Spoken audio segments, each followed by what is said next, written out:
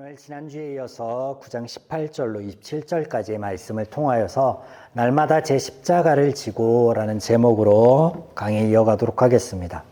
자, 지난 시간에 9장의 서두에서 제자들의 파송과 오병이어의 이야기를 통해 하나님으로부터 세움을 받은 예수님께서 제자들을 세우고 계신다라는 이 강조점에서 우리가 살펴본 것은 동질성이었습니다. 여기 동질성은요, 관계에 관한 것이었고, 우리를 세우시고 우리에게 능력 주시며 하나님의 나라를 전파하며 누리게 하시는 그 하나님께서는 우리의 아버지 되신다 라고 말씀을 정리하며 나누어 보았습니다. 이것이 또한 예수가 누구인가 라는 헤롯의 의문에 대한 성경적 제시하는 답이기도 하였죠. 오늘 함께 읽은 본문에는 제자들과 예수님의 대화 장면이 등장합니다. 18절 말씀 보겠습니다. 예수께서 따로 기도하실 때 제자들이 주와 함께 있더니 물어 이르시되 무리가 나를 누구라 하느냐. 우리는 여기 예수님께서 스스로 당신이 누구인지를 묻기 이전에 사람들이 예수가 누구인가라고 하는 질문들에 대해서 말씀 안에 답들을 달아왔습니다. 그동안에 여러 번 이런 문장들이 있었거든요. 저가 누구인가? 예수가 누구인가? 이런 질문들이 누가복음 그 이전까지 계속 등장하였고, 하나님의 말씀으로서 또 예수님의 어떤 그 이야기들을 통해서, 행적을 통해서 그 답들을 달아왔습니다. 이것들을 좀 기억하고 있어야 오늘 본문에 등장하는 몇 가지의 질문에 답을 제대로 달 수가 있습니다. 그래서 정리해보면 예수님은요, 구원자이시며 창조주이십니다. 예수님은 하나님이시며 우리를 세우시는 분으로 소개되고 있었습니다. 지금까지 이렇게 예수님에 대하여 소개하고 있는 성경적인 방식과 내용을 아셔야 앞서 말씀드렸듯 오늘 본문에 등장하는 다음 질문들의 대답을 잘 해볼 수 있을 것입니다. 첫 번째 질문입니다. 예수님께서 스스로 물으셨던 예수가 누구인가? 라는 질문에 대한 답입니다. 본문에서의 답. 예수님의 이 질문에 제자들이 사람들의 이야기를 하죠. 더러는 엘리야라고도 하고 또 침례 요한이라고도 합니다. 또 어떤 사람들은 선지자 중에 한 사람이라고도 이야기합니다. 그랬더니 예수님께서 재차 물으시죠. 사람들 말고, 얘들아, 사람들 말고 너희가 보기에는 내가 누구인 것 같니? 그렇게 물어보시는 거죠. 이때 우리가 너무나 잘 알고 있는 베드로의 대답이 나옵니다. 20절. 베드로가 대답하여 이르되 하나님의 그리스도이시니이다 하니. 자, 다른 복음서의 베드로의 대답과 오늘 누가복음의 베드로의 대답에는요, 차이가 있음을 여러분 발견하실 수 있을 겁니다. 본문에는 아주 심플하게 대답이 등장하는데 뭐라고 나와요? 하나님의 그리스도입니다. 이 말의 의미는 뭐냐? 하나님으로부터 보내심을 받아 하나님의 일을 하시는 분입니다. 라는 거예요. 그 일이라는 게 뭐예요? 구원이죠. 구원. 그동안 사람들이 예수님의 존재에 대하여 물어올 때 예수님이 보이신 그 내용을 함축하고 있는 표현이라 할 수 있겠습니다. 이어지는 예수님의 말씀을 보시겠습니다. 21절. 경고하사 이 말을 아무에게도 이르지 말라 명하시고, 여기에서 예수님의 경고는요, 20절이 아니에요. 베드로가 한 고백이 아니라 22절 이하에 예수님께서 하실 말씀이에요. 자, 22절. 이르시되 인자가 많은 고난을 받고 장로들과 제사장들과 서기관들에게 버림받아 죽임을 당하고 제3일에 살아나야 하리라 하시고, 예수님의 죽음과 부활에 관한 거에 대해서 말하지 말라라고 하시는데, 십자가 지실 것, 죽으신 후에 부활하실 것, 이것을 너희들은 듣되 아무에게도 이르지 말라라고 하시는데 그 이유가 뭘까요? 사실 이 22절의 말씀은요, 우리가 알고 있는 복음의 핵심이며 이 복음은요, 만민에게 전하여져야 되고 들려져야 되고 알려져야 될 내용입니다.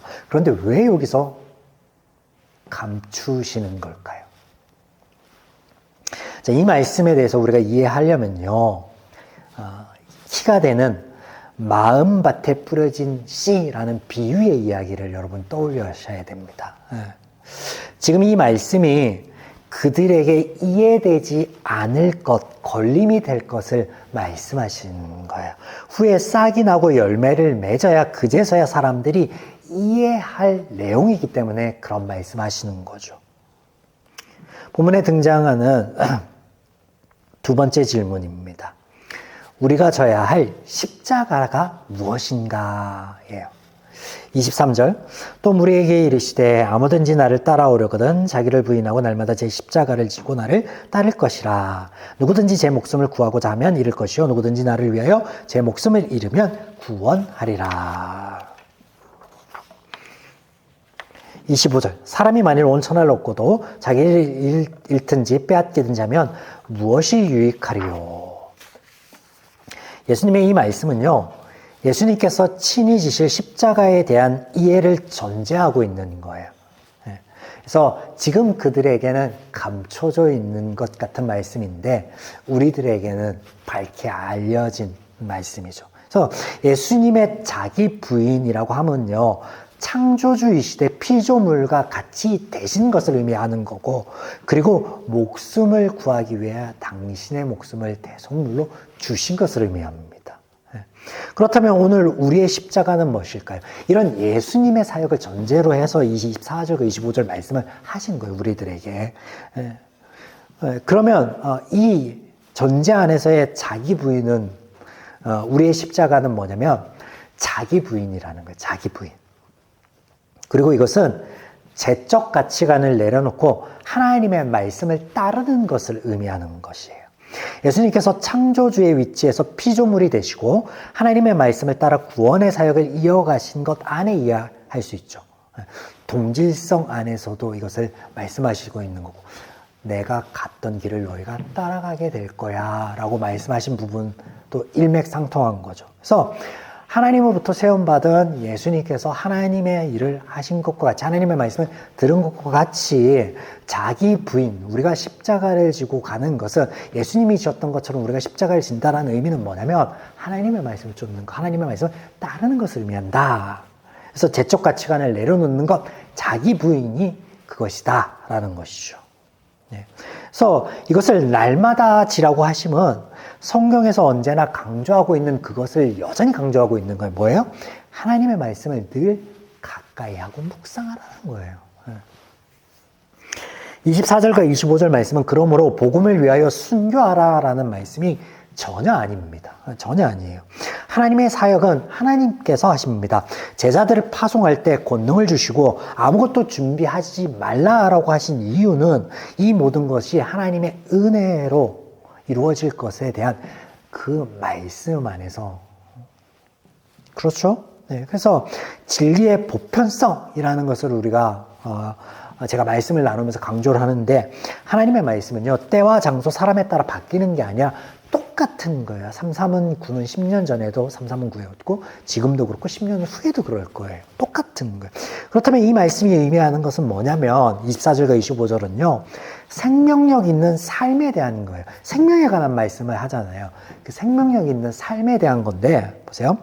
우리가 자기 부인, 즉 제적 가치관을 내려놓고 하나님의 구원을 힘입어 하나님의 말씀을 가까이 하고 그 말씀하여 주시는 원리를 따라 살아갈 때 우리의 삶은요 생명력 있는 풍성한 삶이 된다라는 거예요. 또 이때 자기 부인은 나와 내 삶을 헌신하거나 희생하는 것이 아닌 가장 선하고 행복하게 누리는 온전한 방편으로서의 말씀인 거예요. 그래서 온천하를 얻는다 해도 많은 것을 가졌다 하고 한들 이 방법을 모른다면 너희에게 유익하지 않을 것이다 라고 말씀하시는 것이죠. 네, 이런 의미에서 십자가이며 이런 의미에서 자기 부인이라는 것이죠. 마지막 질문입니다. 하나님의 나라가 무엇인가? 26절부터 보시겠습니다. 말씀.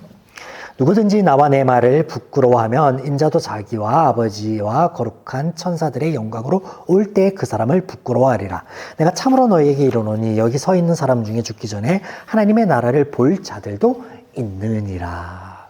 예수님의 말씀처럼 제자들은요, 그들이 죽기 전에 하나님의 나라를 보았습니다. 그들이 본 하나님의 나라는 그러므로 장소는 아니었습니다. 천국, 이미지화된 천국이 아니었어요. 그러면 뭐였냐? 원리입니다. 원리. 앞서서 십자가 지는 것이 자기 부인이었고 제적 가치관을 내려놓고 하나님의 말씀을 따르는 것, 그런 원리에 대해서 말씀하셨잖아요. 그런 원리인 거예요. 원리.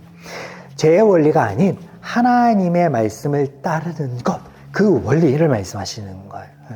전에는 이해하지 못하던 하나님의 말씀이 깨달아지고 예수님께서 말씀하신 구원의 열매로서의 새 공동체 교회를 이루고 보았습니다. 누가? 제자들이. 그 공동체는 하나님의 말씀을 따릅니다. 그 원리 안에 있는 거예요. 그 원리 안에. 복음서에 등장하는 하나님의 나라는 이런 통치의 원리, 하나님의 말씀, 그 말씀을 따르는 이들, 그 공동체 안에 하나님의 말씀이 세워져서 그 말씀을 따르는, 그래서 교회는 하나님의 말씀이라는 이 진리라는 기둥으로 세워지는 거다라고 말씀하시잖아요. 그래서 하나님의 말씀이 이런 한 개인과 삶 가운데 드러나는 것, 그리고 공동체 안에 세워지고 드러나는 것, 그게 뭐라고요? 그게 하나님의 나라라고요. 그게 하나님의 나라고, 그게 우리가 우리의 삶의 자리에서 확장해 나아가는 것. 내가 하나님의 말씀을 이만큼 지키던 것을 조금 더 많은 순간순간에 지켜나아가, 그러면 그것들이 하나님의 나라의 확장성이라는 거예요. 그게 말씀의 원리, 그걸 말씀하시는 겁니다. 자, 아울러서 26절에 부끄러워하다라는 것은요, 자기 부인의 십자가 지는 것에 반대의 급부를 이야기하는 거예요. 우리가 하나님의 말씀을 따르면 그 약속하신 것들을 삶 가운데 누리게 될 것입니다. 이건 자명한 사실이죠. 하지만 따르지 않는다면, 하나님의 말씀을 따르지 않아 내가 십자가 지는 것, 자기 부인하는 것을, 그것을 부끄러워해, 그것을 따르지 않고 그것을 꺼려해. 그러면 나는 하나님의 약속과는 무관한 사람이 되는 거죠. 이것에 대한 표현이 25절이라는 거예요. 25절 말씀이라는 거예요. 자, 사랑하는 여러분, 오늘 세 가지의 질문에 답을 해보았습니다.